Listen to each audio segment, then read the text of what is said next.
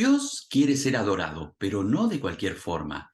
Él ha dejado establecido en el tercer libro del Antiguo Testamento escrito por Moisés cómo debía ser la adoración a Él. En el libro de Levíticos, allí encontramos todas las ceremonias y los pasos necesarios para adorar a Dios. Por supuesto, fue escrito para el Antiguo Testamento, para el pueblo de Israel. Sin embargo, hay principios y claves que permanecen hasta el día de hoy. Por eso te invito a que podamos estudiar el libro de Levíticos. Perspectivas del Antiguo Testamento en Levítico. Levítico es un libro que nos habla acerca de la adoración a Dios, cómo debemos presentarnos ante Dios. La introducción y el bosquejo vamos a ver un poco acerca de la estructura y las divisiones principales. Tiene 27 capítulos y 2 divisiones principales. Podemos dividirlo desde el capítulo 1 al capítulo 10 y del capítulo 11 al 27. Los primeros 10 capítulos nos hablan acerca del sacrificio, la adoración a Dios, las 5 ofrendas para el sacrificio, leyes de las ofrendas, sacrificio de animales, consagración de los sacerdotes. Y en la segunda división, del capítulo 11, 27 al 27, tenemos la santificación, el caminar con Dios, las leyes de limpieza e impureza, el día de la expiación, los sacrificios de sangre y las 7 fiestas de Israel. Las palabras claves en este libro son separación, purificación y protección. Aquí nos está hablando de la santificación, de cómo podemos purificar nuestro corazón y de cómo Dios nos protege. Capítulo 1 al 10, que nos habla acerca del sacrificio, la adoración a Dios. Antes que los hebreos iniciaran la marcha hacia la tierra prometida, Dios le da instrucciones detalladas acerca del sistema de ofrendas que él deseaba y cómo deseaba él ser adorado, cómo deseaba él que el pueblo lo adorara y lo buscara de todo corazón. Dios es santo y demanda que todo aquel que se acerque a él y quiera adorarle, quiera acercarse a él, sea santo también. La santidad envuelve la idea de pureza, de separación del pecado y de ser diferente a todos los demás.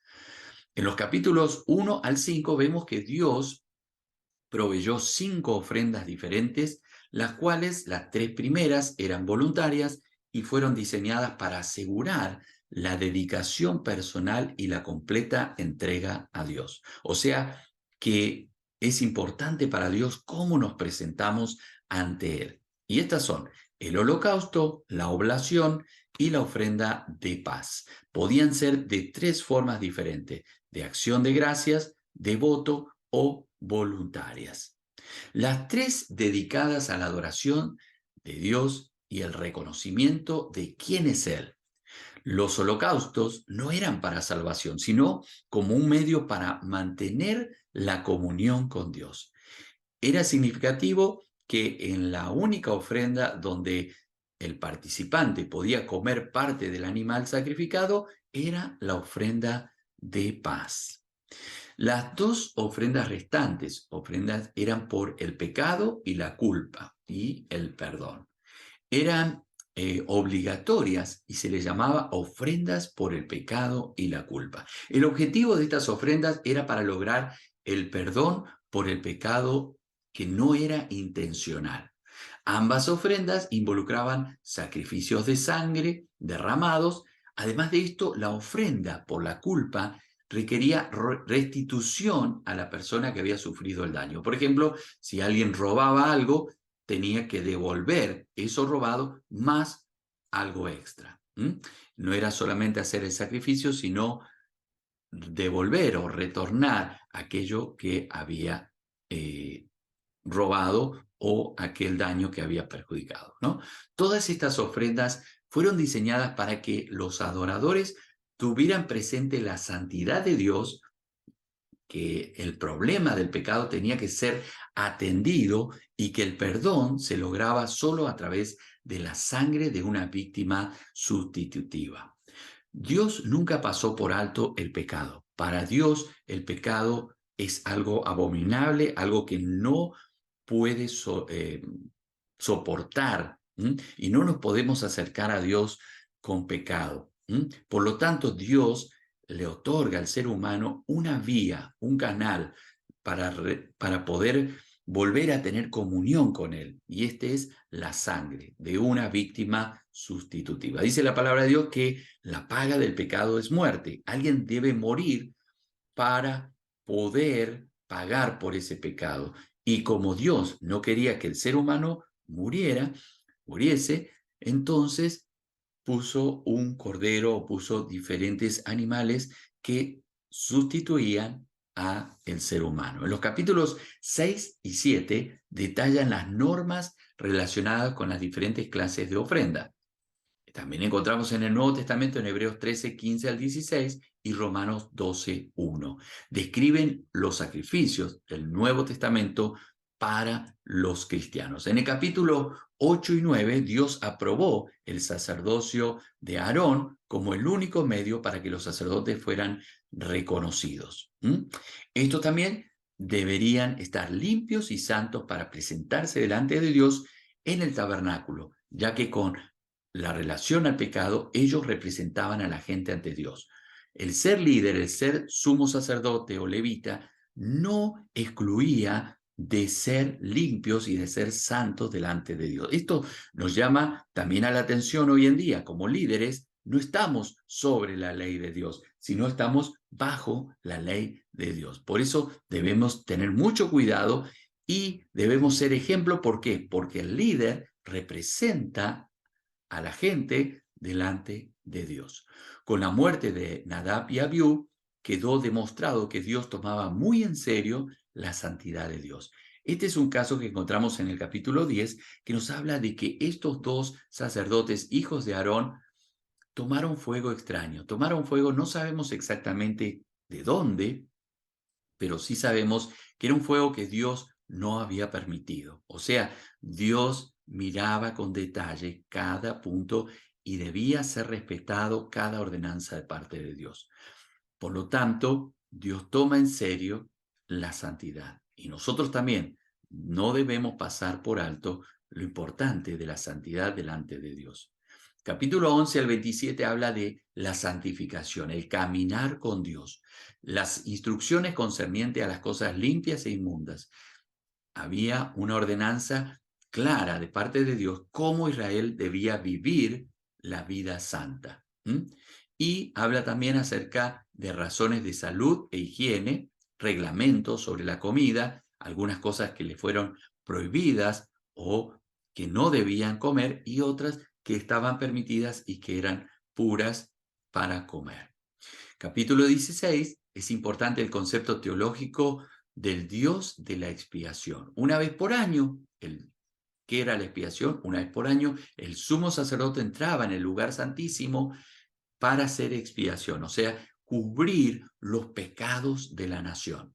El concepto de la expiación está incluida en la idea de sustitución o transferencia del pecado y sacrificio. O sea, el pecado de la persona era transferido a este animal que era sacrificado. Capítulo 17, énfasis en que para el perdón del pecado era necesario un sacrificio de sangre. Y el sacrificio de animales era solo un anticipo del sacrificio definitivo de Jesucristo. Los capítulos 18 al 27 da instrucciones adicionales cómo vivir separados para Dios, los pecados en las diferentes áreas, incluyendo la inmoralidad y la homosexualidad. Sabemos que ellos iban a entrar a una tierra donde ya estaba contaminada, donde ya había personas que habían sido rechazadas por Dios a causa del pecado y de permanecer en el pecado. Por lo tanto, ellos debían ser diferentes, debían ser una nación que marcara una diferencia de las naciones que antes habían vivido en toda esa región. Luego nos habla acerca de la fecha de las fiestas y de los días sagrados para Dios. Las 7 fiestas de Israel eran 3 cosas importantes: una conmemoración del acontecimiento pasado, la celebración de una bendición presente y una mirada hacia el futuros cumplimientos. Aunque muchos de los reglamentos de Levítico no son aplicables al día de hoy, Sí lo son, en cambio, los conceptos básicos que se refieren a qué? A una vida santa. Y allí tenemos 1 Pedro 1, 14 al 16, 1 de Juan 1, 5 al 9, es casi el equivalente del Nuevo Testamento del Levítico. El tema a propósito de este libro, la revelación que Dios hace en el monte Sinaí acerca del sacerdocio con sangre derramada para perdón del pecado y de su requerimiento para una vida santa de Israel son el tema y el propósito del libro de Levítico, que lo registró Moisés. El mensaje para aplicar: Dios es santo y demanda que aquellos que se acerquen a Él en adoración y comunión sean a sí mismos santos de carácter y de conducta. Aquí tenemos un calendario de fiestas. Básicamente tenemos la Pascua, ¿no es cierto?, que son las primicias, se presenta a Dios la primera cabilla del grano de cosecha. Luego tenemos el Pentecostés, que son 50 días después de la Pascua, fiesta de acción de gracias por los frutos y las cosechas. Después tenemos trompetas, el Año Nuevo se anunciaba con el sonido de la trompeta. La expiación, el Yom Kippur, fiesta del perdón y la purificación.